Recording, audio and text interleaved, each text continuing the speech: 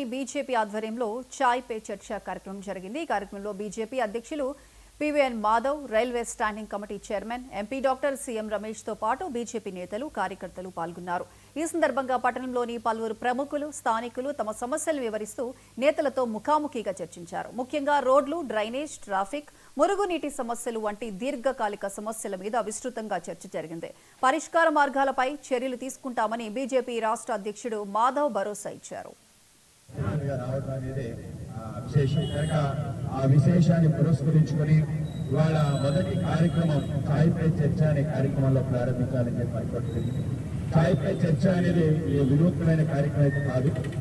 మా నేత నరేంద్ర మోడీ గారు ఆయన ముఖ్యమంత్రిగా, ప్రధానమంత్రిగా ఈ దేశానికి ఆయన సేవల్లో భాగంగా ఆయన స్థానానికి రావడానికి కారణం ఇటువంటి అనౌపచారిక చర్చల ద్వారానే జరిగింది అని చెప్పి ఆయన స్వయంగా చెప్పి 2014 ప్రధానమంత్రి ఏదైతే పీఠానికి ఎక్కకుండా ఏదైతే ఎన్నికలు జరిగాయో దాంట్లో పెద్దగా ఇచ్చిన ఈ చాయ్ పే చర్చ అనే కార్యక్రమం చేయడం జరిగింది।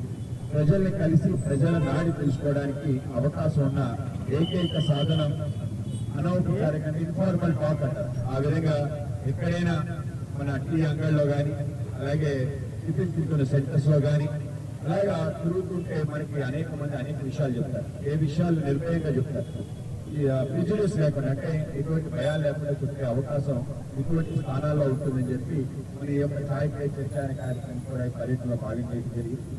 అనేక రకాల యుద్ధాలు, ప్రపంచ యుద్ధాలు ఎక్కడ సంభవించాయంటే 2 రాజ్యాలు కొట్టుకుంటే కాదు, చిన్న సంఘటన అనుకోని ప్రాంతంలో జరగడం, ఆ సంఘటన కారణంగా యుద్ధాలు జరిగాయి। మనందరికీ కూడా మనకు తెలుసు పలనాడు యుద్ధం ఏ విధంగా వచ్చింది।